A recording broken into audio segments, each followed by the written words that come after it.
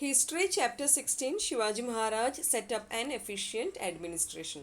Meaning of efficient: working in a well organized and competent way. Meaning of efficient: working in a well organized and competent way. So let us see the first point, the administration setup. How he set up an efficient administration for the welfare of the Hindavi Swaraj. Explanation: before becoming the king, Shivaji Maharaj knew that it was not an easy task to rule Maharashtra. After he was crowned as the king of Hindavi Swaraj, his people were very happy. Temples were safe. Other religious places were secure. But the kingdom was surrounded by the enemies. Shivaji Maharaj was worried. He has to keep the kingdom stable and long lasting. For this, what can be done? It must have a good administration. So, Shivaji Maharaj made an excellent administration for the smooth working of the Swaraj. What did he do? He appointed 8 efficient council of ministers. Now, I am not going to read the names of those council of ministers and their working departments. It is already given in the textbook. Students, you can take your time and read it. Let me continue. So, except the in charge of justice and religious matters, all the other ministers had to participate in the battle and lead the army. Shivaji selected his men. Shivaji selected his ministers with great care. Why? Because Shivaji Maharaj is totally depending upon those ministers for the welfare of the Hindavi Swaraj. Yes or no? These ministers were paid with very good salaries for their work. So students, I hope this point is clear to you. Let us see the next point, defense. Defense point is a bit confusing. Please hear it very clearly. Shivaji's army was divided into two, infantry and cavalry. Now the army troops hailed from Konkan and Deccan Plateau. Army hailing from Konkan Plateau was known as Hetkaris. Army hailing from Deccan Plateau was known as Mavlas. Cavalry was divided into two sections, Bargirs and Shiledars. Let us know about Bargirs. Bargirs received their arms and mount from government. Even their payment was also from the government.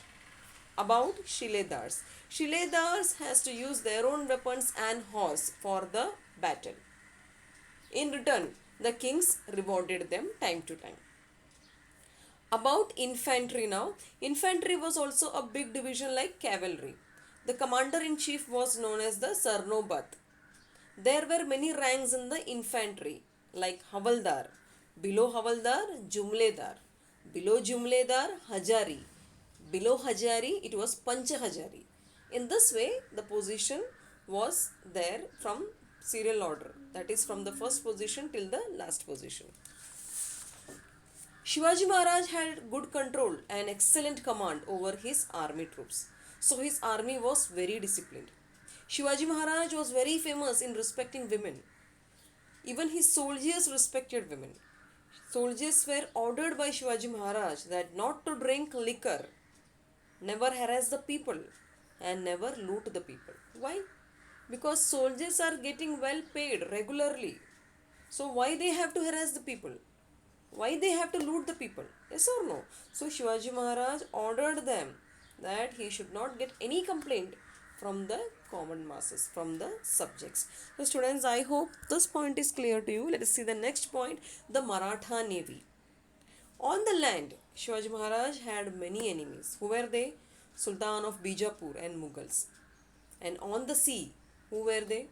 Siddhis, Portuguese and English were the Shivaji's enemy.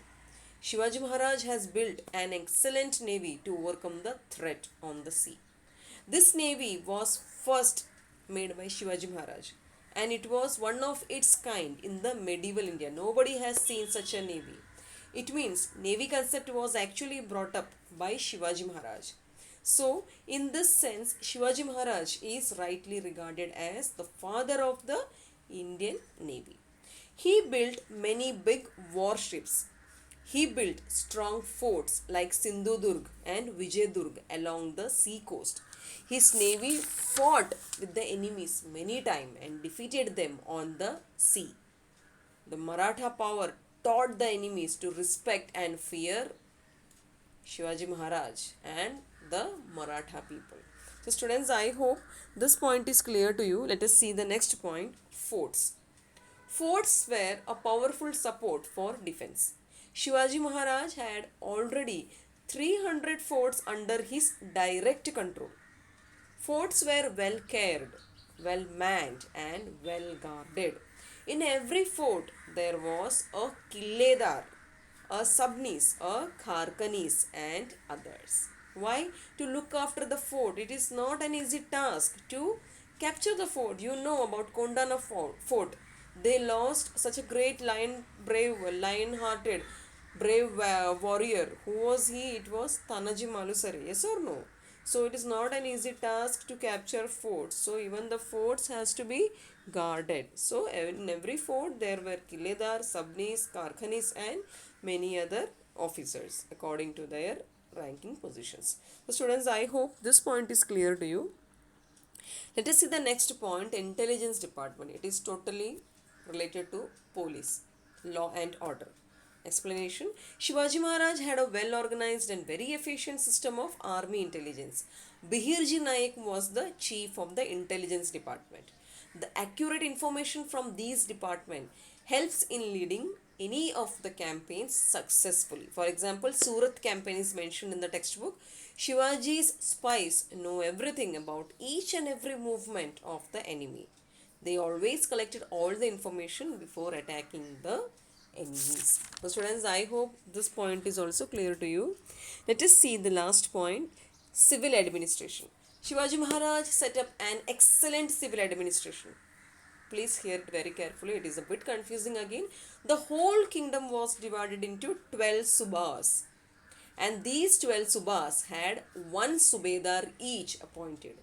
It means 12 subas, 12 subedars. Understood? One subedar each. Subas was further divided into parganas. Parganas was unlimited. Every parganas had a havaldar. Police it means. Havaldar as its head, you can say. Okay, havaldar, police is needed everywhere. Yes or no? So subas was further divided into parganas, and each parganas had a havaldar. What is a pargana?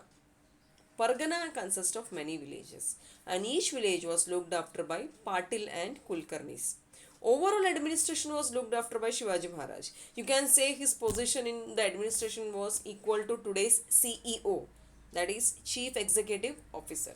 Why? Because he appointed officers, he distributed work among the ministers. Yes or no? His treasure was always full. That means he never had any loss. His company was never under loss.